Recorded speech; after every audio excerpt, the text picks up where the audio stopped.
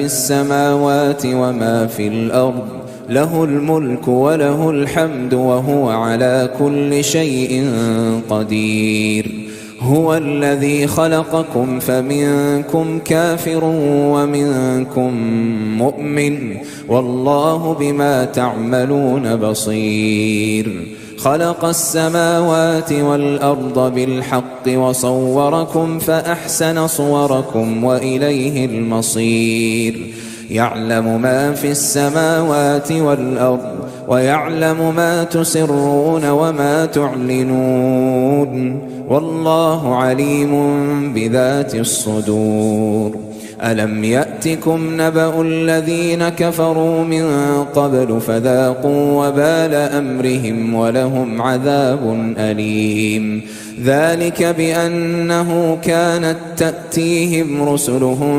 بالبينات فقالوا أبشر يهدوننا فكفروا وتولوا. Niscaya kalian tidak akan mampu menghitungnya.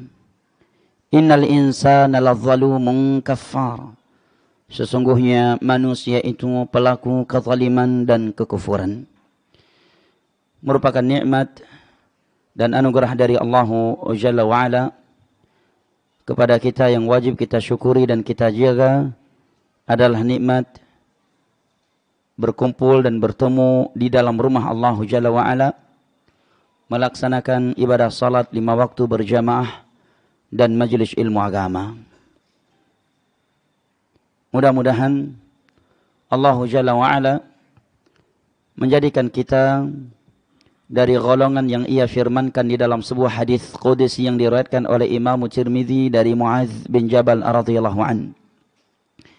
Wajabat mahabbati lil mutahabbina fiyya wal mutajalisina fiyya wal mutazawirina fiyya wal mutabadzilina fiyya.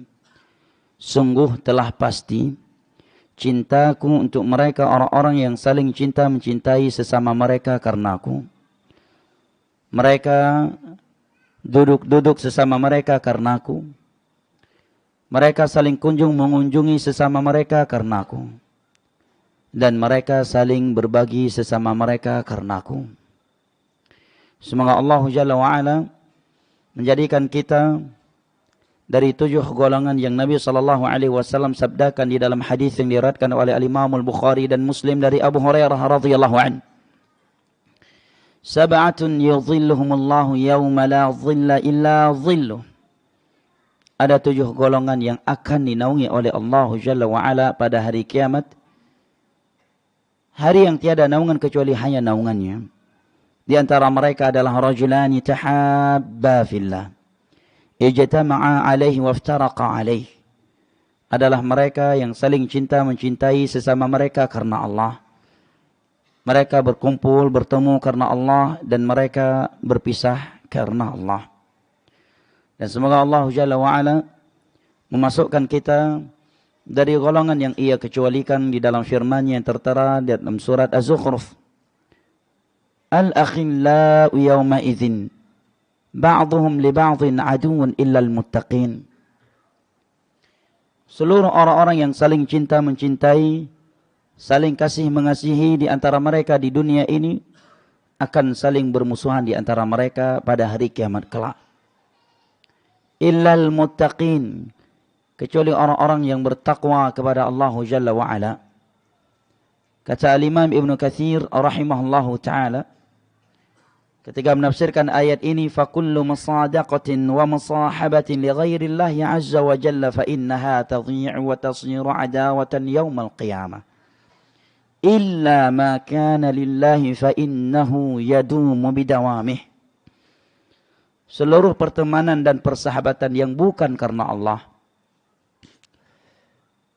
yang tidak dibangun di atas nilai-nilai takwa kepada Allah Jalla wa'ala, yang tidak saling menuntun sesama mereka untuk bertakwa kepada Allah Jalla wa'ala, seindah, seerat dan sekuat apapun, fa innaha tadhi'u wa tasiru adawatan yaumal qiyamah, maka ia hanya sia-sia dan akan berubah menjadi sebuah permusuhan di hari kiamat kelak. illa ma kana lillah, kecuali persahabatan dan pertemanan yang karena Allah. Fa innahu yadumu bidawamih, maka itulah yang abadi karena Allah yang maha abadi. Fa innahu yadumu bidawamih, itulah yang abadi karena Allah Jalla wa'ala yang maha abadi. Ikhwanil kiram wa akhwati al-karimat, rahimani Allah wa iyyakum wa baraka fikum. Insyaallah ta'ala kita akan membahas sebuah pembahasan yang sebenarnya pembahasan tersebut adalah pembahasan ilmiah yang lebih tepatnya dibahas dengan membacakan kitab-kitab para ulama yang telah ditulis dalam hal tersebut di majelis-majelis yang berkesinambungan dan tak dapat diselesaikan dalam satu majelis. Namun di sini kita akan membahas pembahasan tersebut di waktu yang singkat ini secara global dan secara singkat. Mudah-mudahan menjadi pedoman dan landasan kita dalam berakidah dan memberikan manfaat kepada kita. Sembari menunggu masuknya waktu salat Isya, yang merupakan salah satu dari dua salat yang Nabi SAW sabdakan di dalam hadis yang diriwayatkan oleh Imam Al-Bukhari dan Muslim dari Abu Hurairah radhiyallahu anhu, inna athqalas salati 'ala al-munafiqin salatul isya'i wa salatul fajr. Walau ya'lamuna ma fihima la atawhuma walau habwa. Sesungguhnya salat yang paling berat bagi orang-orang munafik itu salat isya dan salat subuh. Enggak mudah untuk menjaga jamaah salat isya kalau antum sudah pulang ke rumah setelah salat maghrib. Enggak mudah itu. Ya. Apalagi setelah salat maghrib pulangnya nongkrong di warung kopi. Ya, dengan kawan-kawan yang kurang menjaga salat berjamaah. Untuk kembali lagi ke masjid tatkala adzan isya dikumandangkan, kalau bukan karena hidayah dan taufik dari Allah, itu tidak mungkin terlaksanakan. Sesungguhnya salat yang paling berat bagi orang-orang munafik ada salat isya dan salat subuh. Walau ya'lamuna man fihima la atawhuma walau habwa. Dan kalaulah mereka mengetahui keutamaan pergi melaksanakan salat isya dan subuh, maka mereka akan pergi melakukannya walaupun mereka harus merangkak.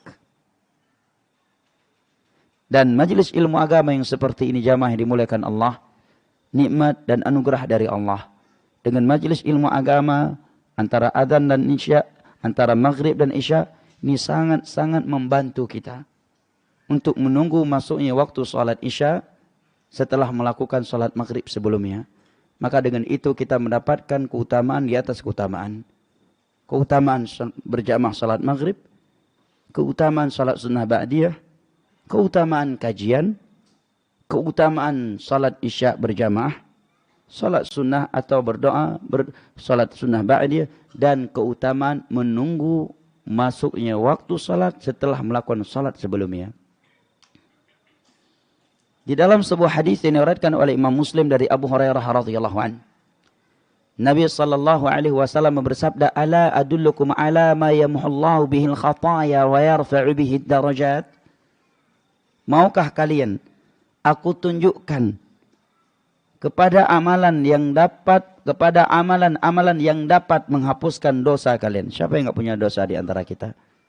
Tidak ada. Hanya satu makhluk yang tidak punya dosa. Karena hanya satu makhluk ini yang tidak punya hawa nafsu, yaitu malaikat-malaikat Allah. Selain mereka, kullu bani Adam khata'. Seluruh anak Adam, baik dia ustaz, bukan ustaz, syekh maupun bukan syekh, nabi sekalipun, tidak terlepas dari yang namanya dosa. Hanya saja ulama khilaf, mungkinkah para nabi jatuh ke dalam dosa besar ataukah tidak mungkin. Dan tetapi mereka telah dijamin ampunan oleh Allah Jalla wa'ala.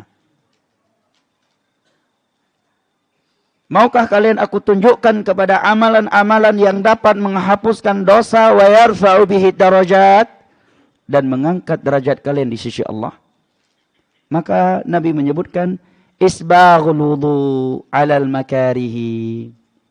Menyempurnakan wudu walaupun sedikit berat karena dingin, karena lagi malas, karena lagi ngantuk. Wa kathratul khuta ilal masajidi. Banyaknya langkah yang diangkat menuju masjid untuk salat 5 waktu, menghadiri kajian ataukah kebaikan-kebaikan yang lainnya. Dan yang ketiga, ini syahid dari hadis ini, wa intidharus salati ba'da shalah fadzalikumur ribat wa dzalikumur ribat wa dzalikumur ribat. Dan menunggu masuknya waktu salat setelah melakukan salat sebelumnya, itulah yang namanya ribat. Itulah yang namanya ribat dan itulah yang namanya ribat. Apa keutamaan melakukan ribat? Allah sebutkan di akhir surat Ali Imran. Ya ayyuhalladzina amanu sabiru wa sabiru wa rabitu wattaqullaha la'allakum tuflihun.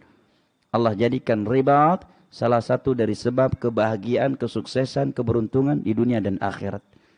Ribat, berjaga-jaga di perbatasan Islam. Baik, ikhwanil karam wa akhwati al-karimat rahimani Allah wa iyyakum wa baraka fikum. Apa judul kajian kita malam ini? Antum Anda tanya sama beliau. Adab dalam menuntut ilmu tidak ada yang menjawab kecuali yang ditanya. Bahkan dalam ilmu hadis ada kaedah. Barang siapa yang memberikan jawaban kepada orang yang sedang ditanya, maka riwayat hadisnya diboikot oleh ulama. Maka ada istilah al-mulaqqin wal mulaqqan dhaifan. Orang yang mendikte dan yang menerima dikte dari orang lain diboikot hadisnya dan dianggap rawi-rawi yang dhaif. Yang menerima dikte dikatakan lemah hafalannya. Buktinya dia harus didikte. Yang mendikte dianggap dia tidak jujur dan tidak amanah. Maka dia dilemahkan dan diboikot riwayatnya dari sisi itu. Hati-hati antum. Yang mentalkin dan menerima talkin diboikot periwayatan hadisnya. Aman Ustaz, karena saya bukan perawi hadis. Iya juga. Apa judul kajian malam ini? Dari mana antum? Dari mana? Berdikali jauh. Berapa jauh? Setengah aja, nggak jauh lah itu. Jauh itu dari Aceh ke sini.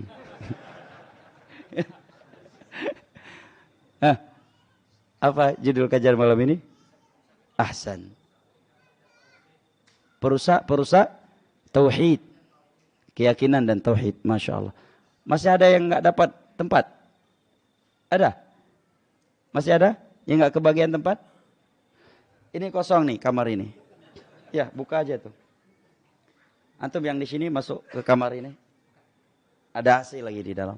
Biar ini di luar saya anak-anak kita tuh berdiri. Yang kecil-kecil ke depan sini. Duduk di sini. Masya Allah, barakallahu fikum. Marhaban bikum biwasiyati Rasulillah sallallahu alaihi wasallam. Marhaban biwasiyati Rasulillah sallallahu alaihi wasallam. Abu Sa'id Al-Khudri ketika didatangi oleh seorang pemuda penuntut ilmu agama, beliau mengatakan marhaban biwasiyati Rasulillah sallallahu alaihi wasallam. Selamat datang kepada orang-orang yang telah dititipkan oleh Nabi kepada kami terhadap mereka. Wasiyatu Rasulillah sallallahu alaihi wasallam. Sebutan untuk para penuntut ilmu agama. Barakallahu fikum. Allahumma faqihum fid din wa 'allimhu ta'wil.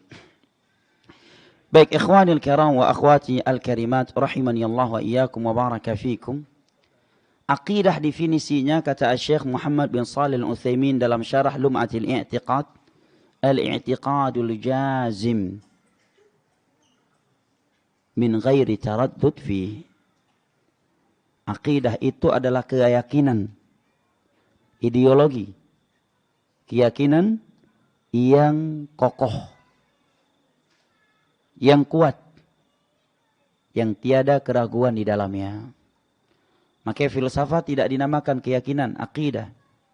Kenapa? Karena buah dari belajar filsafat adalah keraguan. Sebelumnya, dia yakin tentang kebenaran Islam, kebenaran Al-Quran, kebenaran As-Sunnah. tentang keesaan Allah. Begitu belajar akidah, belajar filsafat, justru bingung dia. Dan itu dikatakan oleh Imam Ghazali. Dan yang lainnya dari tokoh-tokoh filsafat sebelumnya. Bahwa buah daripada ilmu filsafat adalah hairan, keraguan. Dan akidah secara umum terbagi menjadi dua. Al-aqidah as-sahihah wal-aqidah al-fasidah. Yang pertama adalah aqidah yang sahihah. Selagi ingat ya, mungkin saya ingatkan. Bagus pihak masjid punya kursi. Jadi orang-orang tua yang mungkin punya rematik, umurnya udah lanjut, bisa duduk di atas kursi. Atau sebagian kita yang umur yang muda tapi mungkin di kakinya ada pen, sakit, bisa duduk di kursi. Diaman seperti itu. Majelis ilmu agama itu memudahkan. Ya. Yassiru wa la tu'assiru. Mudahkan urusan manusia dan jangan persulitkan mereka. Basyiru wa la tunafiru. Buat manusia itu bahagia, gembira. Jangan kamu membuat mereka menjadi susah. Ya, jangan melarikan. Bagus. Kalau ada yang, insya Allah jadi sedekah jariah. Berapa satu harga kursi? Hah? Berapa harga kursi satu? Kursi yang kecil itu ya? Atau yang mudah? Hah? Sampai 200.000, 300.000? Hah? 150. Abang mau sediakan berapa biji? Ya, mudah-mudahan ada yang diberikan kelebihan harta oleh Allah bisa membeli beberapa kursi.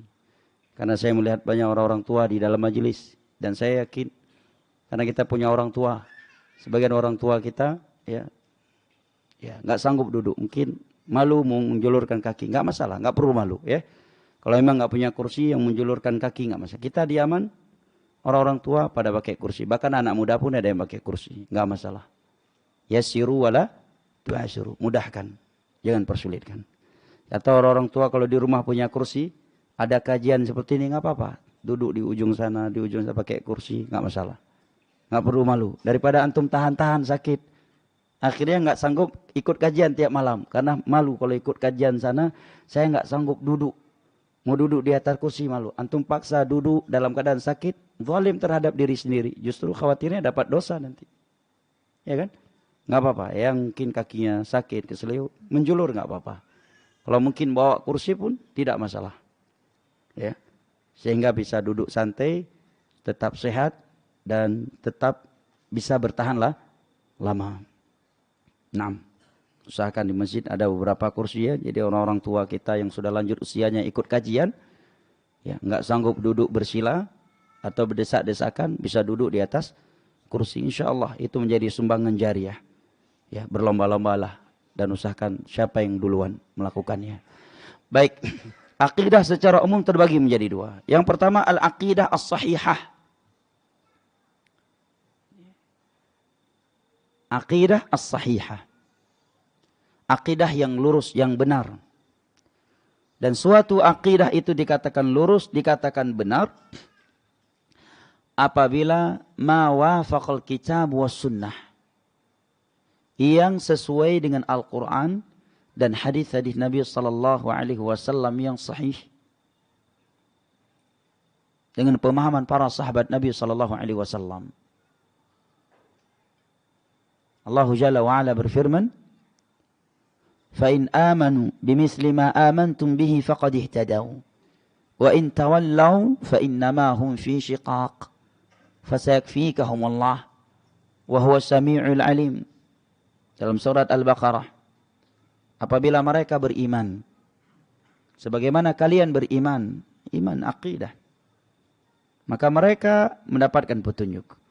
Tetapi apabila mereka berpaling, maka mereka berada di dalam kecelakaan, kehancuran. Kalian beriman ketika ayat ini turun, tidak ada lain selain mereka para sahabat Nabi sallallahu alaihi wasallam. Makanya ketika Nabi SAW menyatakan iftaraqatil yahud ila wahidatin wa sab'ina firqah kulluha finnar, wa iftaraqatin nasara ila 72 firqah kulluha finnar illa wahidah, wa sataftariqu hadhihi al-umma ila 73 firqah kulluha finnar illa wahidah. Yahudi telah berpecah menjadi 71 golongan. Semuanya terancam dengan neraka. Kecuali satu golongan dari Yahudi.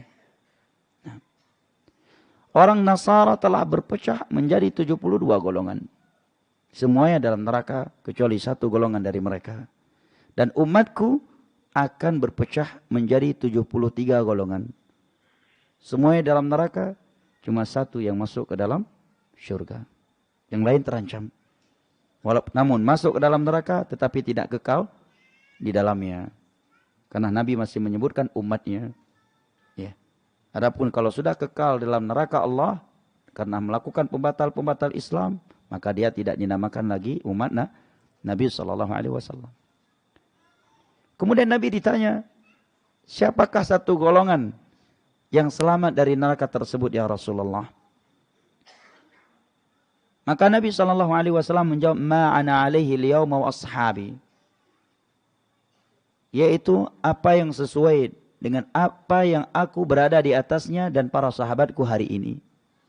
Jawabannya umum. Ya. Semua bisa membaca dan membawa hadis ini. Tetapi kebenarannya itu ada di sisi Allah. Benarnya dia atau benar atau tidaknya dia masuk ke dalam hadis tersebut itu dibuktikan dengan Al-Quran dan As-Sunnah dengan pemahaman para sahabat Nabi SAW. Semua orang bisa mengaku.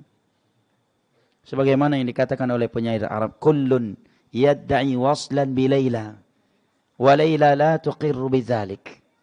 Semua mereka mengaku punya hubungan dengan Laila karena dia adalah wanita yang cantik jelita, rupawan, hartawan, bangsawan. Semua mengaku punya hubungan dengannya. Ada yang mengaku mantan pacarnya, calon istrinya lah dan sebagainya. Wa Laila la tuqirru bidzalik. Tetapi Laila tidak membenarkan itu semuanya. Semua orang bisa mengaku sebagai ahlus sunnah wal jamaah. Semua orang bisa mengklaim dirinya bagian dari al-firqatun najiyah. Tetapi yang membuktikan benar tidaknya dia adalah Al-Quran dan As-Sunnah dengan pemahaman para salaf. Naam. Sebagian orang ketika hadis ini disampaikan marah dan tersinggung.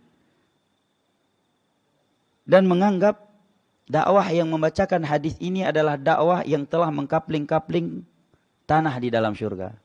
Telah memegang kunci syurga. Sehingga sebagian mereka ngenyek. Tahu ngenyek ya? Nyinyir ya? Ngenyek tahu ya? Ngenyek bahasa Indonesia? Hah? Ngenyek bahasa Aceh kayaknya. Paham untuk ngenyek? Nggak paham. Nyinyir. Nyir-nyir tahu ya? Ya. Sebagian orang nyinyir mengatakan sisain dong dikit tempat di dalam surga untuk kami, jangan untuk kalian aja katanya. Kita membacakan hadis ini. Yang pertama kali kita ingatkan dengan hadis ini adalah diri-diri kita. Dan kaum muslimin secara umum.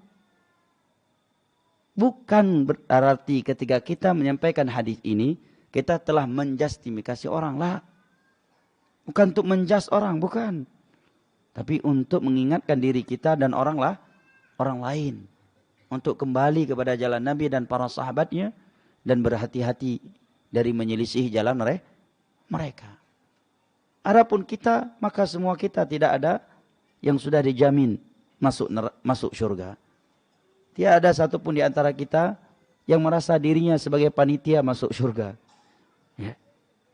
Tapi itu seringkali diutarakan kepada dakwah sunnah. Padahal coba diperhatikan dakwah sunnah dari awal sampai akhirnya. Dari Sabang sampai Merauke dan dari seluruh penjuru dunia.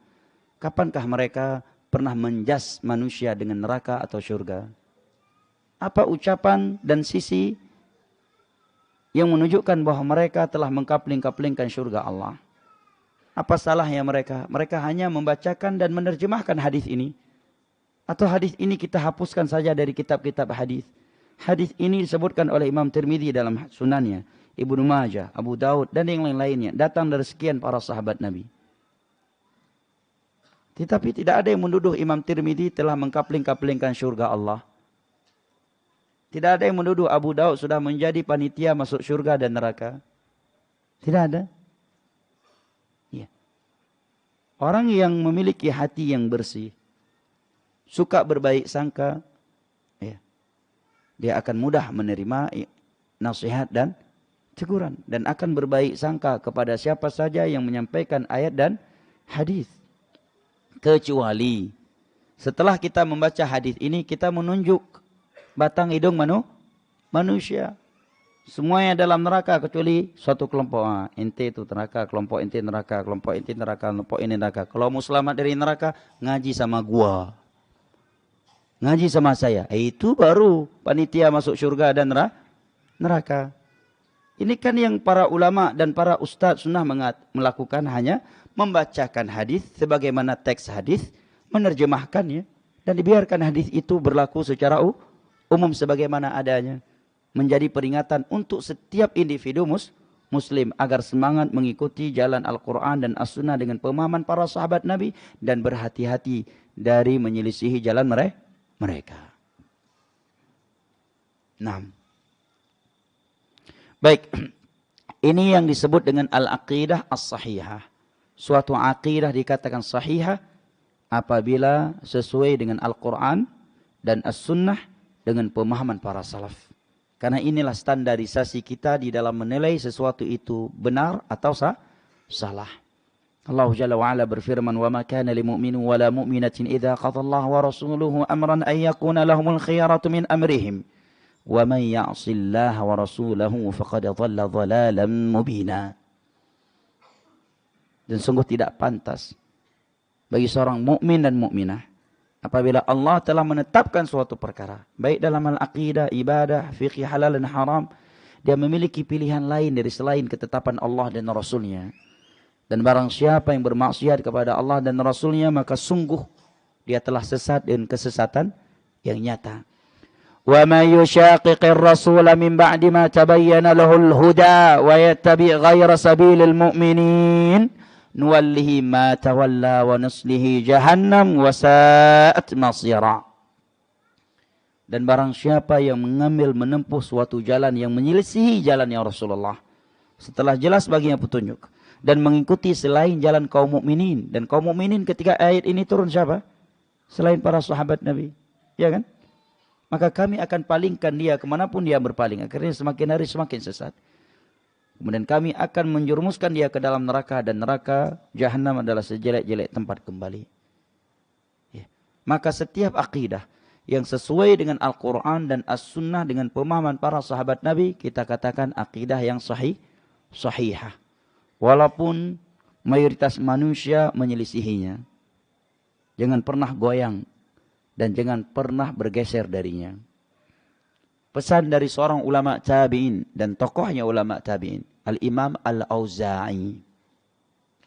Apa kata beliau? Alaika bi athari man salaf wa in tarakaka an-nas wa iyyaka wa ara'ar rijal wa in zakhrafuhu laka bil qaul. Berpegang teguhlah engkau dengan jalan mereka para salaf dari kalangan para sahabat, para tabi'in dan tabi'ut tabi'in dalam beragama. 3 generasi umat Islam terbaik yang dikatakan oleh Nabi SAW, khairun nasi qarni thumma alladhina yalunahum thumma alladhina yalunahum. Sebaik-baik manusia adalah generasiku. Siapa? Para sahabatnya. Kemudian yang datang setelah mereka siapa? Para tabi'in. Kemudian yang datang setelah mereka tabi'ut tabi'in, dalam Sahih Bukhari hadisnya.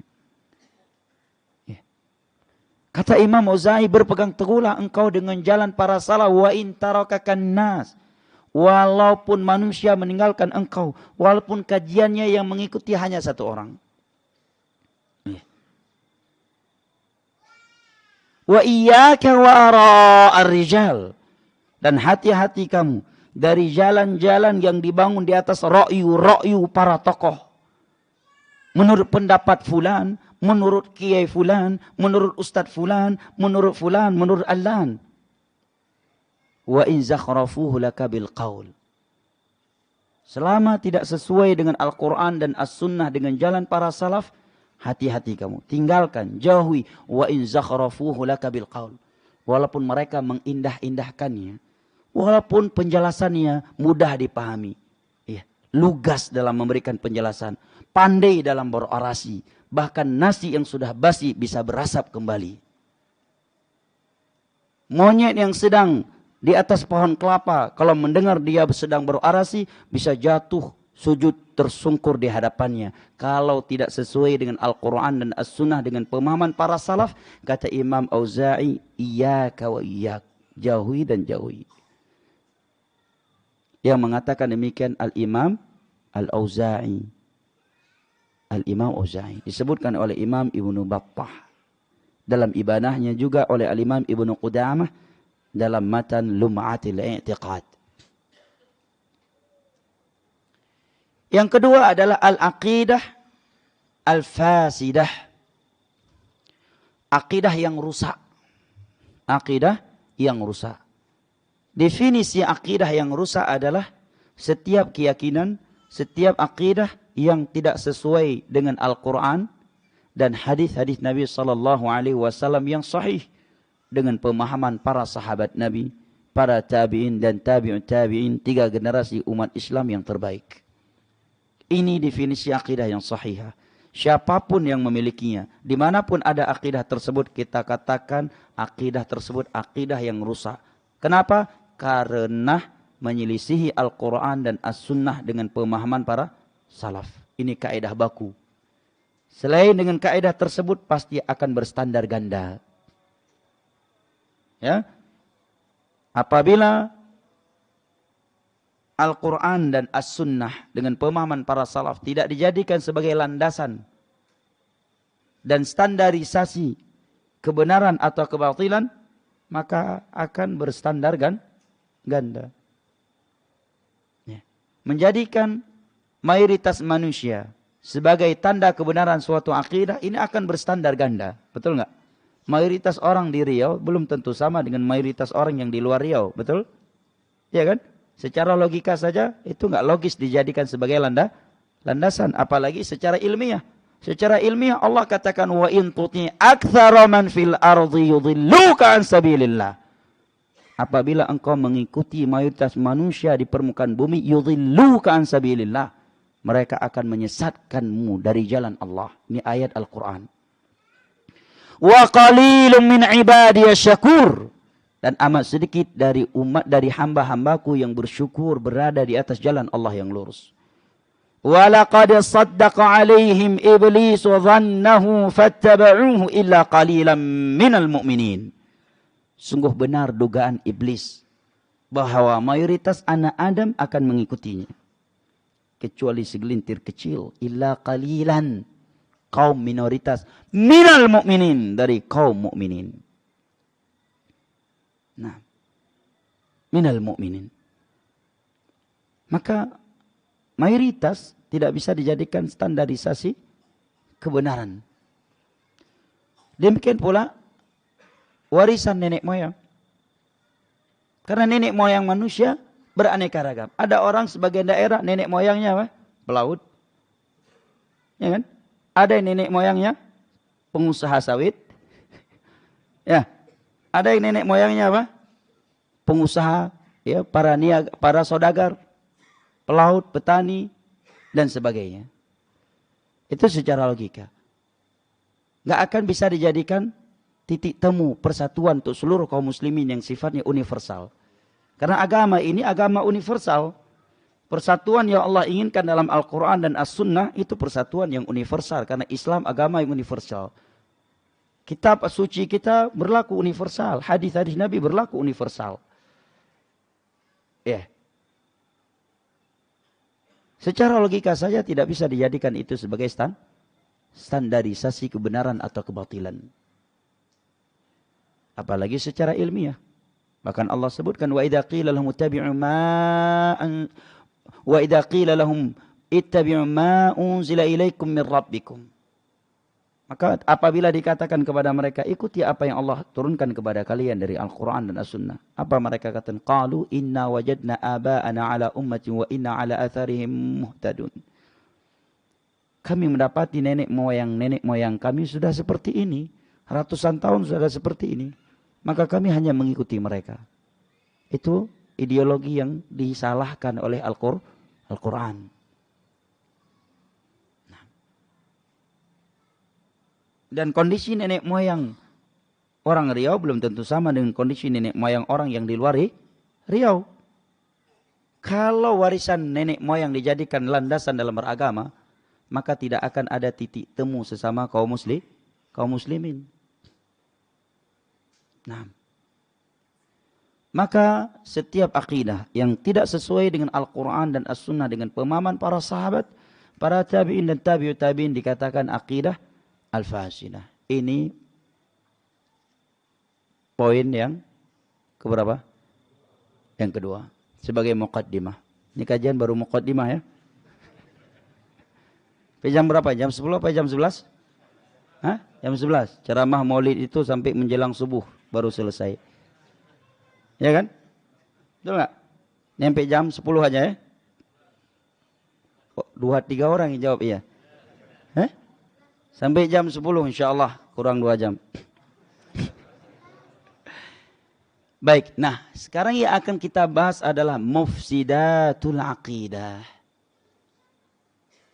Hal-hal yang dapat merusakkan akidah. Secara umum kita tadi sudah mengetahui secara global. Suatu akidah menjadi benar apabila sesuai dengan Al-Quran dan As-Sunnah dengan pemahaman para salaf. Dan suatu akidah itu diketahui rusak, salah dan sesat apabila akidah tersebut tidak sesuai dengan Al-Quran dan As-Sunnah dengan pemahaman para salaf. Nah perusaknya banyak. Di antaranya. Gimana? Adzan ya? Gimana Ustaz? Adzan dulu. Baik. Adzan sebentar, yang sudah batal wudunya silahkan wudu. Adzan sebentar. Oh adzan sebentar. Adzan kemudian kita lanjut sebentar. Kok adzan sebentar? Nah. Adzan dulu, kita lanjut lagi 5-10 menit insyaallah. Yang sudah batal wudunya mungkin bisa wudu dulu ya. Barakallahu fiik.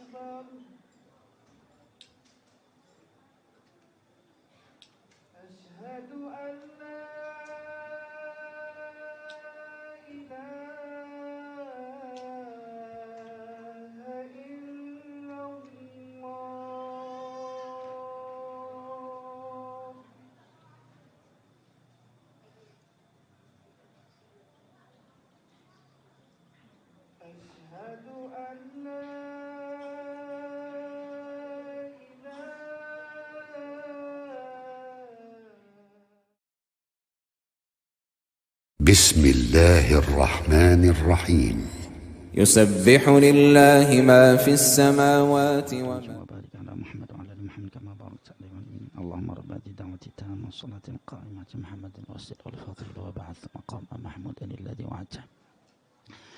Baik. Di antara sebab suatu akidah menjadi rusak atau di antara perusak akidah, dan ini merupakan sebab yang paling besar dan sebab paling utama yang dapat merusakkan akidah, yaitu al-jahl. Al-Imam Ibnul Qayyim ketika menyebutkan sebab-sebab akidah yang rusak, kesyirikan itu tersebar luaskan, disebutkan di antara sebab-sebabnya adalah jahal. Dan ini adalah sebab yang paling besar. Karena sebab inilah kesyirikan terjadi pertama kali di permukaan bumi ini. Kapan terjadi kesyirikan? Kesyirikan yang pertama kali terjadi di permukaan bumi kapan? Tahun berapa dan tanggal berapa? Kapan? Zaman Nabi Nuh. Nabi Nuh sudah jadi nabi atau beliau belum menjadi nabi? Hah? Sesudah beliau menjadi nabi? Hah? Sebelum, ada dua mazhab nih. Yang mana nih yang benar? Hah? Beliau sudah jadi nabi atau beliau sudah jadi rasul atau belum jadi rasul? Sudah. Sudah Pak. Masya Allah. Tepatnya belum. Karena beliau diutus karena terjadi kesyirikan. Jawaban paling aman dari kritikan. Kesyirikan yang pertama kali terjadi di permukaan bumi itu 10 abad setelah Nabi Adam alaihi salam. Sebagaimana yang dikatakan oleh Abdullah bin Abbas. Antara Nabi Adam dan Nuh alaihi salam itu ada 10 abad. Dan begitu terjadi kesyirikan tersebut, maka Allah pun mengutus Nuh alaihi salam sebagai rasul memperingatkan mereka untuk kembali kepada ajaran Nabi Adam. Ya, dan kepada ajaran Allah Jalla wa Ala yang dibawa oleh Nabi Nuh alaihi salam di atas tauhid dan meninggalkan kesyirikan. Itu Allah disebutkan oleh Imam Al-Bukhari tafsir Abdullah bin Abbas terhadap firman Allah Jalla wa Ala di dalam surat Nuh, wa qalu la tadharunna alihatakum wa la tadharunna waddan wa la suwa'an wa la yaghutha wa ya'uqa wa nasra. Dan mereka berkata, janganlah kalian tinggalkan sesembahan kalian. Jangan kalian tinggalkan Wad, Suwa', Yaghuth, Ya'uq dan Nasr. Kata Abdullah bin Abbas, 5 nama ini adalah 5 nama orang saleh. Tokoh manusia di masa itu. Mereka Allah takdirkan meninggal dalam 1 tahun yang sama. Maka tahun tersebut menjadi tahun kesedihan yang luar biasa untuk manusia saat itu. 5 tokoh ahli ibadah mereka meninggal dalam 1 tahun yang sama. Maka syaitan, jangan antum bilang radhiyallahu anhu, syaitan la'natullahi alaih. Yang salah bilang ya, syaitan radhiyallahu anhu. Jangan, itu terlalu hikmah antum. Syaitan alaihi la'natullah, ya. Syaitan ar-rajim yang terkutuk. Ya. Syaitan datang memberikan bisikan kepada mereka untuk membuat karikatur patung 5 orang saleh tersebut dan diletakkan di tempat-tempat yang dahulunya mereka sering duduk di situ. Agar ketika kalian memandang dan melihat mereka, semangat perjuangan kalian dan semangat beribadah kalian menjadi kuat, bertambah. Maka mereka pun membuat 5 patung orang saleh ini. Dengan tujuan apa? Bukan untuk sujud, ruku, beribadah, baca Al-Quran, salawatan, yasinan di sekeliling itu, bukan. Tujuannya bagus secara logika. Agar memotivasi kita beribadah kepada Allah setiap kali kita melihat mereka. Agar anak keturunan kita mengenal siapa tokohnya, siapa ulama mereka. Maka mereka pun membuatnya. Sekian lama mereka belum disembah. 5 patung orang saleh tersebut belum disembah. Falamma tala alaihimul amad wa nusiyal ilm fa'ubidat bijahl. Tatkala datang generasi yang baru, generasi yang belakangan, wa nusiyal ilm, dan mereka jauh dari ilmu, maka 5 patung orang saleh tersebut pun disembah bijahal, karena kebodohan. Maka kebodohan adalah sumber akidah yang rusak, akidah rusak yang paling besar. Karena orang yang alim tidak akan mungkin rusak akidahnya. Kejahilan adalah sebab paling besar yang merusakkan akidah. Al-jahl. Subhanallah. Bayangkan jemaah.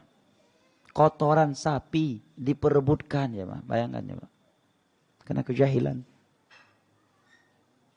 Kejahilan. Orang yang paham tauhid nggak akan mungkin melakukan yang seperti itu. Ya kan? Kotoran loh. Kotoran sapi diperebutkan. Lihat kebodohan. Membuat manusia melakukan hal-hal yang tidak diterima oleh akal sehat.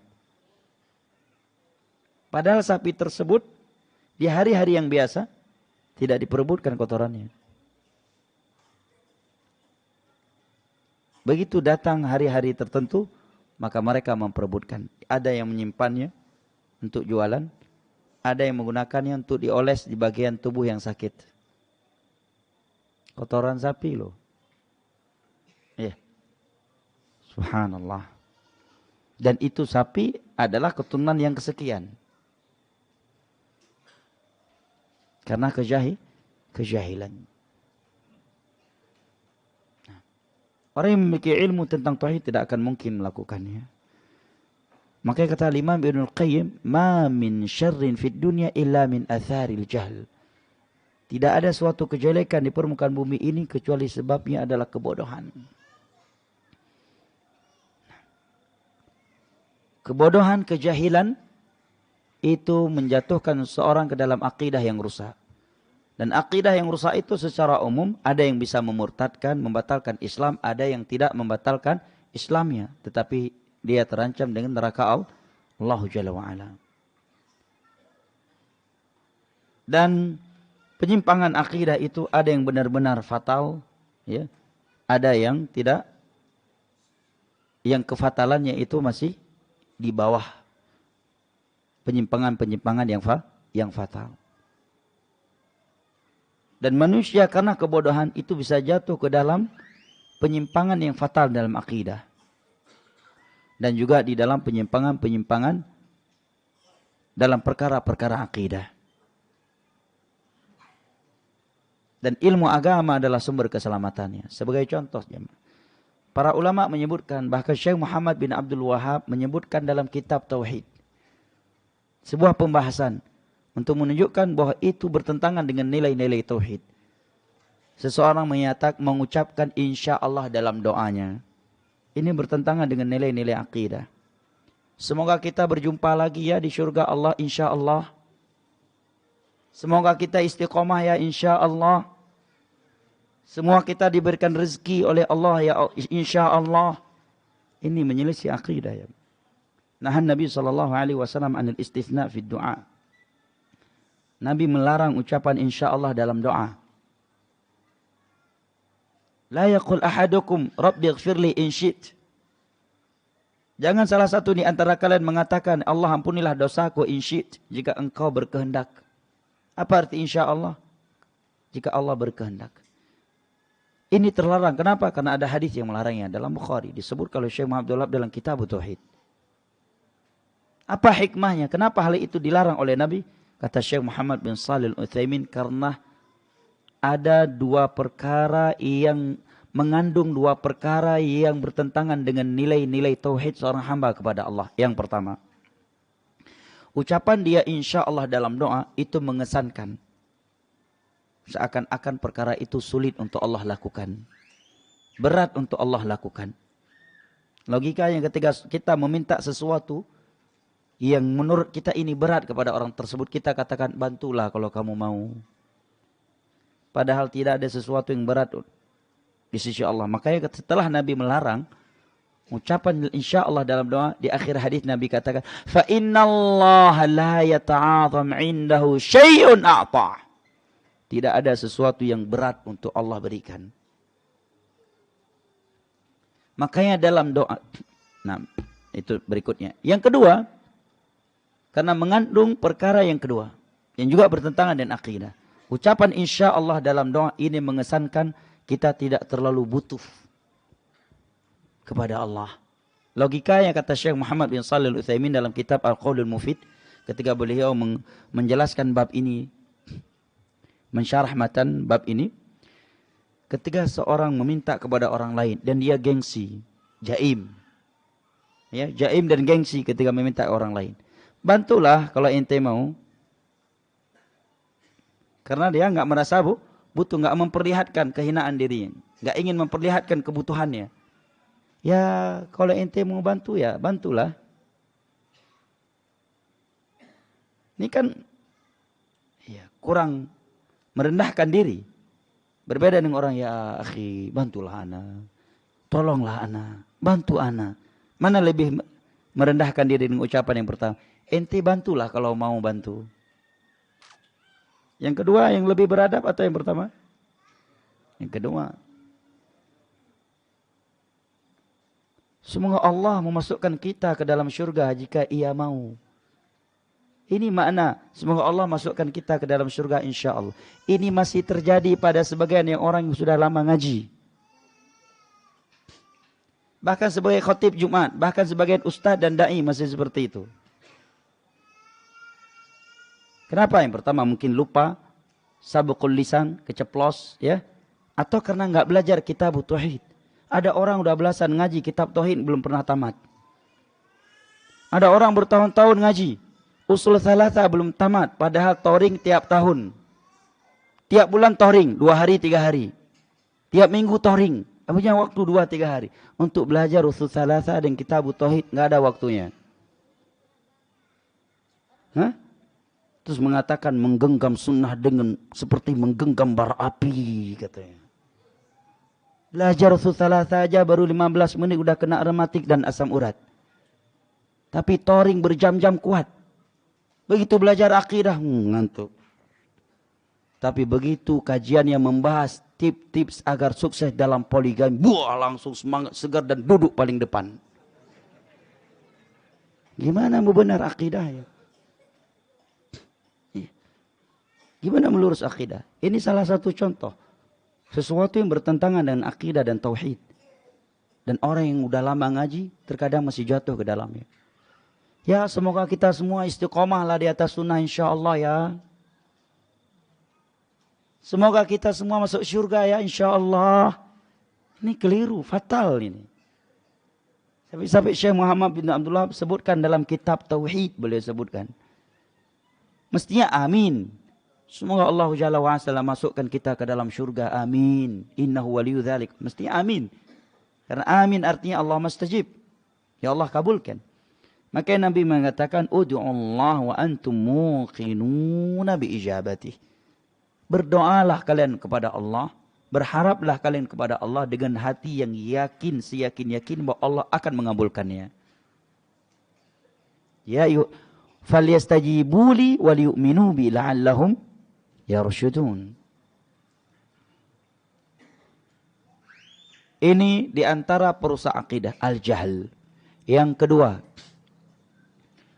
ikut-ikutan karena terpancing karena kondisi sebagian manusia yang melakukannya. Dan inilah sebab bangsa Arab meninggalkan akidah yang dibawa oleh Nabi Ibrahim dan kembali melakukan kesyirikan yang dilakukan oleh kaum Nabi Nuh. Siapa nama orang yang pertama kali merusakkan agama orang Arab setelah dibawa oleh Nabi Ibrahim? Insya Allah tidak ada hadiah dari ana. Siapa yang bisa menjawab? Nama orang yang pertama kali merusak agama akidah yang dibawa oleh orang Nabi Ibrahim untuk bangsa Arab. Yang bisa menjawab? Siapa yang mau menjamin hadiahnya? Hadiah untuk orang yang bisa menjawabnya. Coba tunjuk tangan satu orang. Hadiah nggak mesti banyak, ya kan?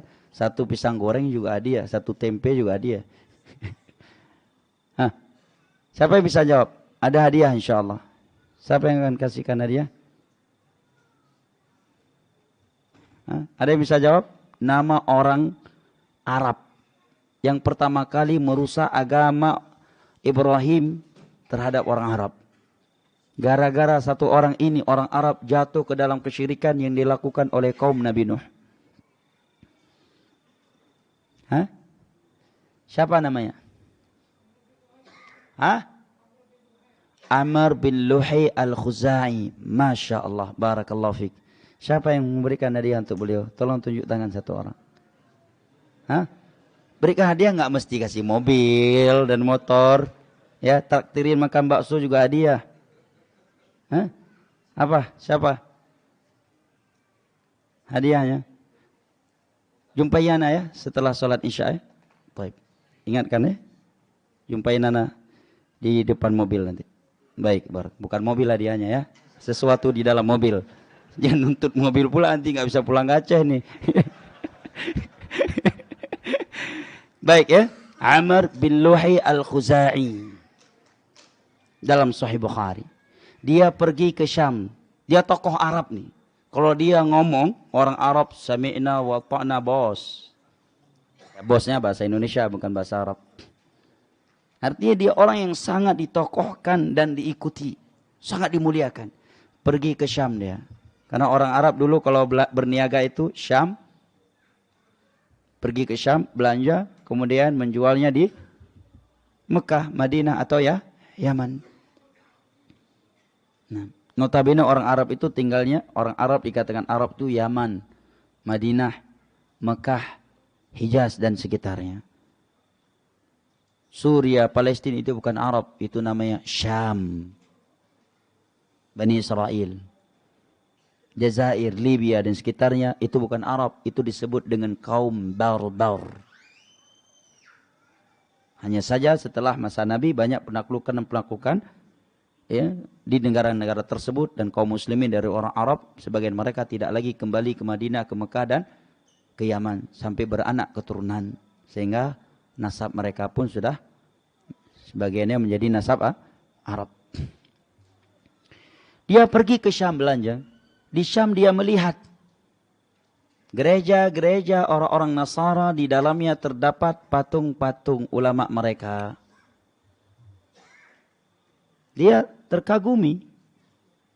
Maka dia pun pulang membawa beberapa patung dari Syam. Dan mengajak kaumnya untuk menjadikan patung-patung tersebut sebagai perantara antara mereka dengan Allah dalam beribadah. Bukan untuk sujud, ruku untuk patung lah. Bukan minta hujan, minta jodoh, rezeki, minta kesembuhan lah. Hanya untuk dijadikan sebagai perantara antara mereka dengan Allah dalam beribadah. Sebagaimana yang Allah sebutkan di ayat ketiga dalam surat Az-Zumar, "Ma na'buduhum illa liyuqarribuna ilallahi zulfa." Maka kaumnya pun melakukannya. Dan setelah itu dia mimpi. Dan dalam mimpi tersebut syaitan menunjukkan kepadanya tempat-tempat yang di dalamnya tertanam 5 patung orang saleh di zaman Nabi Nuh yang telah terkubur karena air bah yang datang di masa Nabi Nuh. Dia pun kembali menggalinya dan mendapatkannya. Dan mengajak bangsa Arab untuk menyembahnya. Maka orang Arab pun mengikutinya. Kenapa? Karena dia seorang tokoh. Maka Nabi menyatakan, "Ra'aituhu yajurru batnahu aw am'a'ahu finnar." Aku melihat dia menarik-narik isi perutnya di dalam neraka Allah Jalla wa Ala. Innahu awwala man ghayyara dinal Arab. Karena dia adalah orang yang pertama kali mengubah agamanya orang Arab yang dibawa oleh Nabi Ibrahim. Apa sebabnya? Ikut-ikutan. Ya. Bagus nih kayaknya. Kita letakkan di tempat-tempat ibadah kita. Akhirnya dia pulang, dia letakkan patung-patung orang dari Syam tersebut di sekeliling Ka'bah. Karena dia tokoh, maka mereka pun mengikutinya. Bahayanya ikut-ikutan. Beragama itu jangan karena terpancing.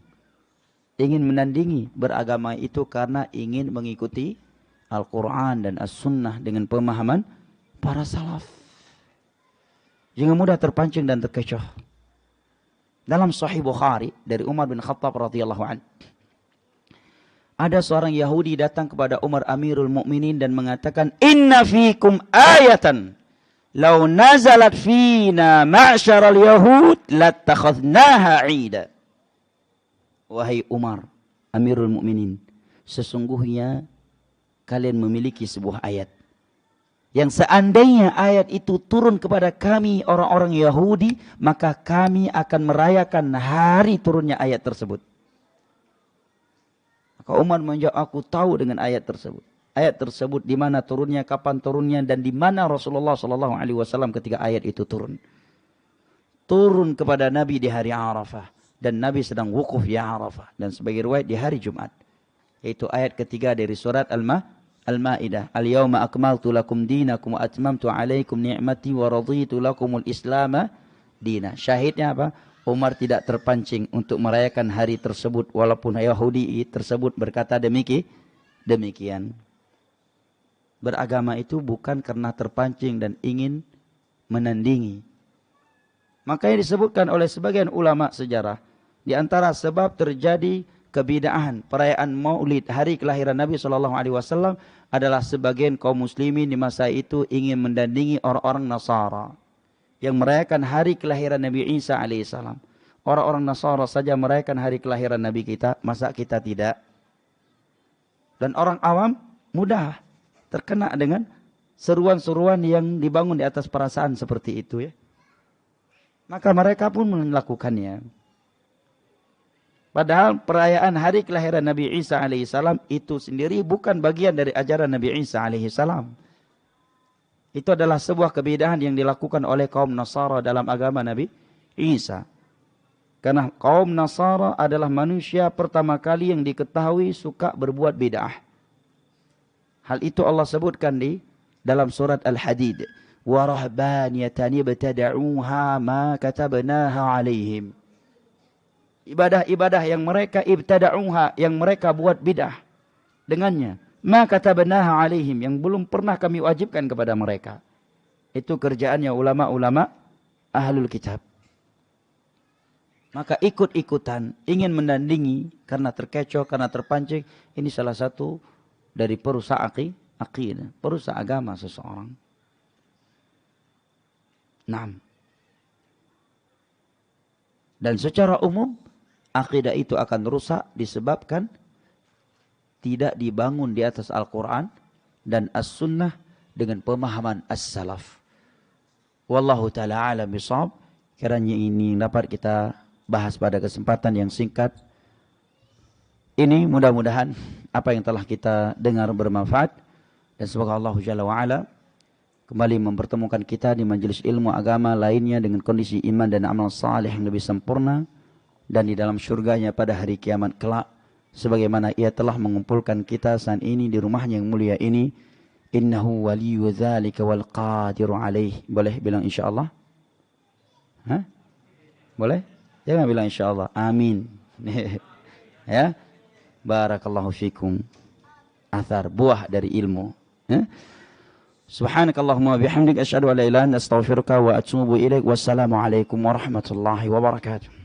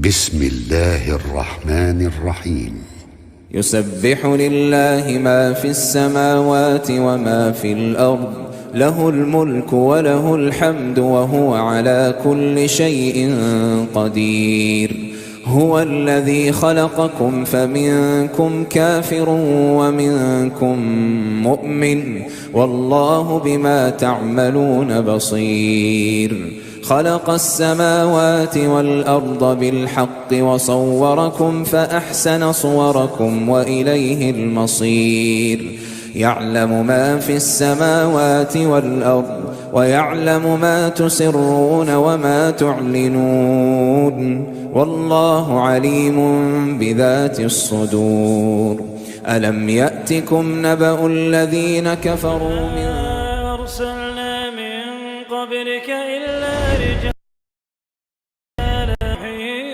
إليهم فاسألوا أهل الذكر إن كنتم لا تعلمون بالبينات والزبر وأنزلنا إليك الذكر لتبين للناس ما نزل إليهم ولعلهم يتفكرون أفامن الذين مكروا السيئات أن يخسف الله بهم الأرض أو يأتيهم العذاب من حيث لا يشعرون أو يأخذهم في تقلبهم فما هم بمعجزين أو يأخذهم على تخوف فإن ربكم لرؤوف رحيم أولم يروا إلى ما خلق الله من شيء يتفيأ ظلاله عن اليمين والشمائل سجدا لله وهم داخرون ولله يسجد ما في السماوات وما في الأرض ولله يسجد ما في السماوات وما في الأرض من دابة والملائكة وهم لا يستكبرون